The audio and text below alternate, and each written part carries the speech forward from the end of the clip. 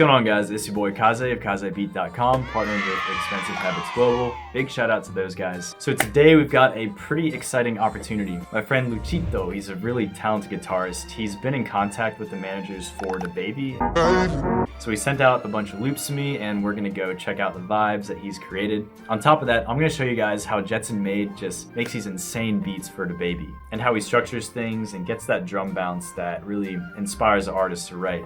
Oh, it's Kaze, let them drums talk. So without further ado, let's get into it. The first loop that we've got is called Just Let Go. It's 130 BPM, so let's drag these in, see what it sounds like. I heard the guitar part, but I haven't heard the other counter melodies yet.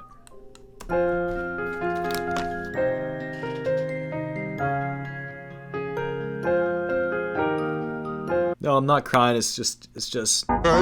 Let's go check out the other one. The next one we've got is called Missed Opportunities. This one's at 118 BPM, F sharp minor. So let's drag this in.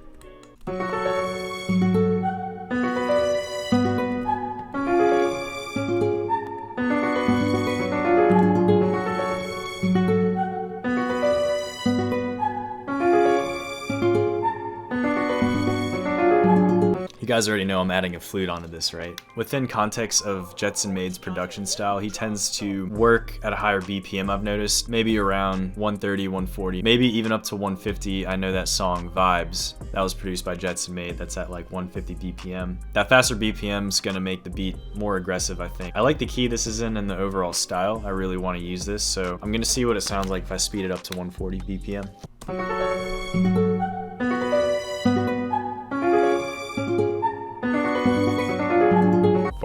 I'm feeling the guitar and the piano, so I'm gonna extend these out and we'll go from there. I'm gonna process the sound a little bit. What I wanna do right now is make the piano a little bit more airy, atmospheric, so that the guitars can lead the melody.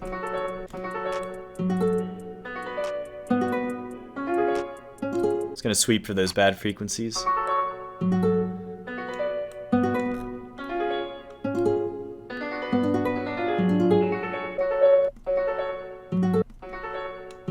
Next up is Kyle's new plugin called Drip. What I like the most about this is it makes things more streamlined. But Kyle Beats put a lot of thought into the question of how can I make this process much faster for producers? So he put together all these presets in this nice table like this. There's even one for 808s, which I might try later. But for now, let's see what lo-fi sounds like.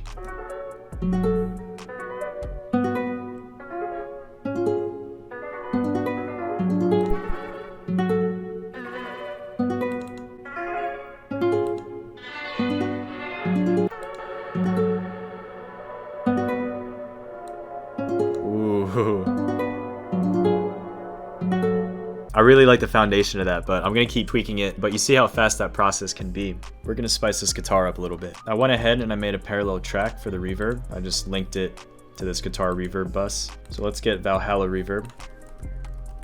I don't want too much decay. Solo the guitar so that we can get a better sound. I'm gonna cut the highs and keep that mid-range reverbed. I like that. We're gonna go back to where the original guitar is coming in, and I'm just gonna turn the mix down a little bit. Some RC20 as always. I like that. I just had this idea. I'm gonna sidechain the guitar to the other piano that I processed with Drip. So I'm gonna right click, do sidechain to this track. All that we're doing here is making that pad sound more dynamic by telling it to drop down when the guitars come in.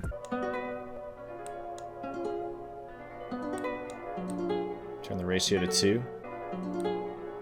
Let's give it a long release, a little slower attack.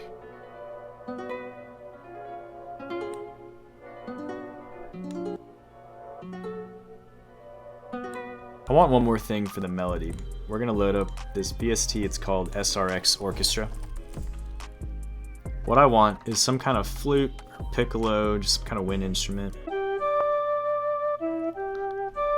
I love this shit.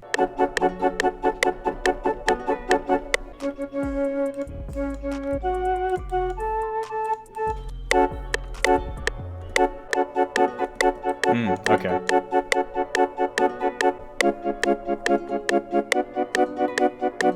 We want something more gritty and a sound that's wider. Probably want to cut this so it's more mid-range. Definitely turn the tone down. All right, last thing we're gonna do is put a compressor. We'll use the SSL bus compressor.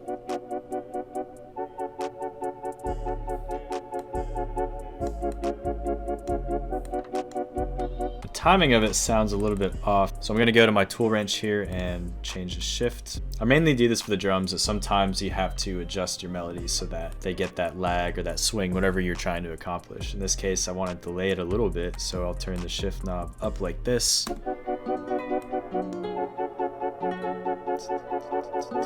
If we're doing this in the style of Jetsonmade, then we're just gonna start with the beat slapping as soon as it begins. All right, so I've got some drums picked out. I've got this basic hi-hat. So as much as I want to use this rim as a snare, we're gonna use a clap. We've got this 808 from one of the Cody's drum kits.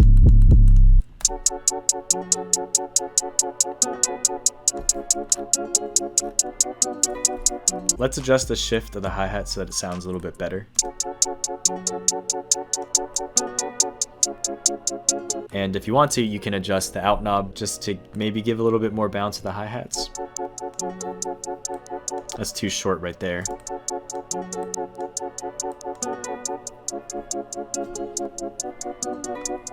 We'll get on with the snares, throw this under here.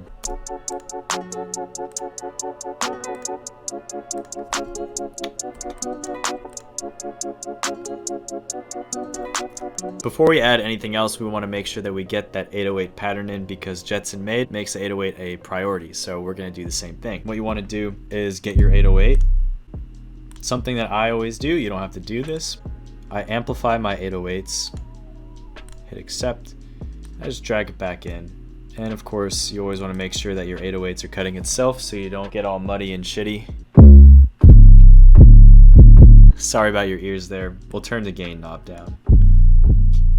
Shout out to Internet Money. I think it was last year I saw a tutorial about how to process 808s for trap music specifically, and it blew my mind. I'm gonna kind of walk through that. You know, I just have to give credit to Internet Money because I've learned a lot from them. I guess this is a little mini tutorial within a Jetsonmade tutorial. All right, so I've got the Calypso 808 from the Cody's drum kit. And this is just where I'm sending the signal. It's on mixer channel 12. So first thing I'm gonna do is color this because I like keeping everything organized. And I'm gonna reserve the next 4 mixer tracks for this 808. So the first one I'm gonna do is 808 dry, 808 wet. First thing is gonna be the 808 dry, 808 wet. What else? We have 808 bus. So we'll do that. Right now, this mixer track 12, it's currently linked to the master. We don't want that because we want to parallel process it. Make sure that this is selected. We're gonna go down to this arrow, right click, select route to this track only.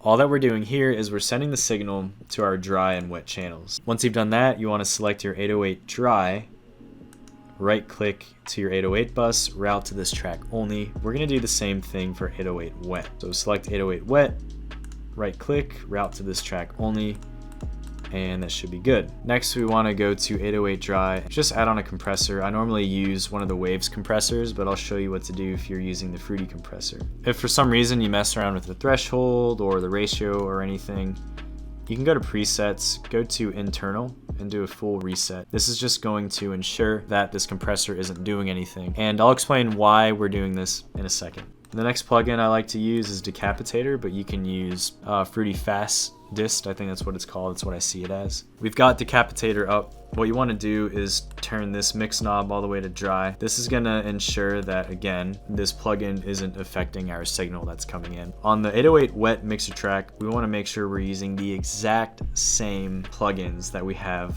on the dry. And the reason for that is apparently there's a delay whenever you're sending signals through mixer tracks. I don't know how much that delay is, but it can cause phasing issues. I don't know the technical reason, but for some reason, whenever you have the exact same plugins on this 808 dry channel, it's going to negate that phasing. I've experimented with it. I have noticed that there is phasing if you don't have this 808 dry. Anyways, on the 808 wet track, this is where you're gonna use the same plugins, like I said, but you're gonna over compress your 808 and you're gonna add tons of distortion, just make it sound funky. Instead of the Fruity compressor, I'm gonna use a CLA 76. We're gonna over compress this 808 here. Let's do a ratio of 8.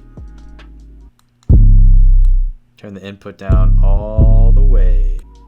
Do a quick release and a quick attack. Turn the output up so that we're at the original dBs. We're gonna do the same thing with decapitator, which is pretty much saturation. So I'll right click, save preset as, drag it into wet. So this time I'll turn the mix all the way to wet. Put the drive up a lot. Once you're happy with the tone of your 808, you can drag this 808 wet volume knob down until it sounds even better.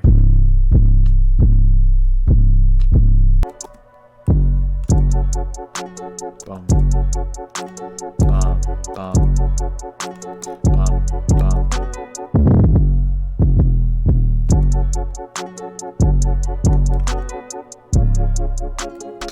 Bum, bum,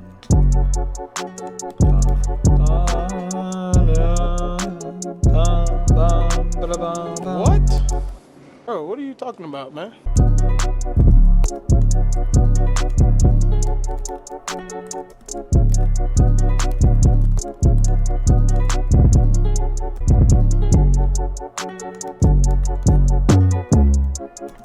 Okay, alright, that works. Bum, bum. That's the classic Jetsonmade 808.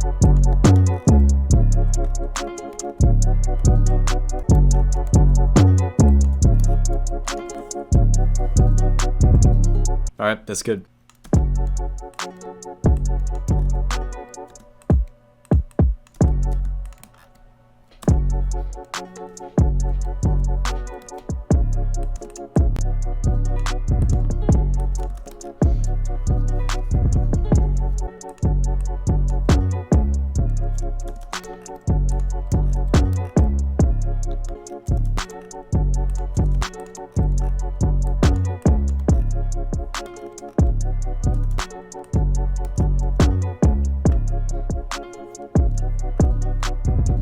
I went ahead and I added some percs.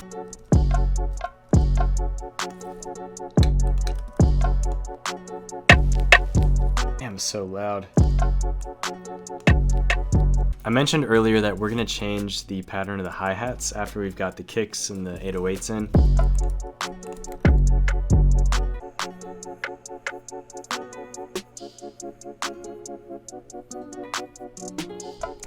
At about 30 seconds within the beat is when you want to signal for the verse. What I'm going to do here is add a little bit of halftime onto the flutes or the piccolo chords that I played earlier. Just going to make this automation a unique clip.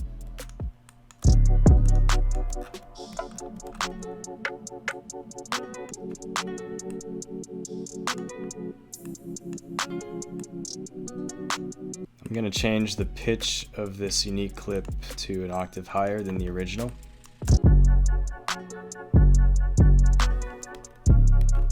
I'm going to stop the video right here, guys. All I have left to do is mix and master the beat. I'm going to play the beat over. We can listen to it together. When I finish it, I'll send it out to my friend. Maybe we'll get a placement. Who knows?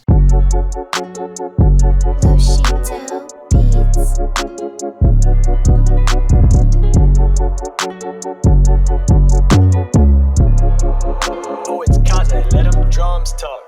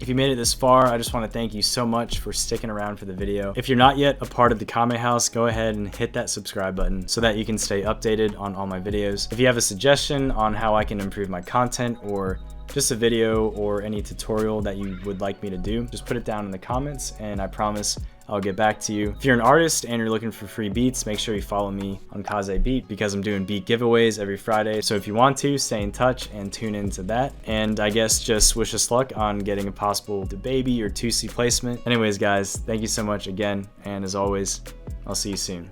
Peace.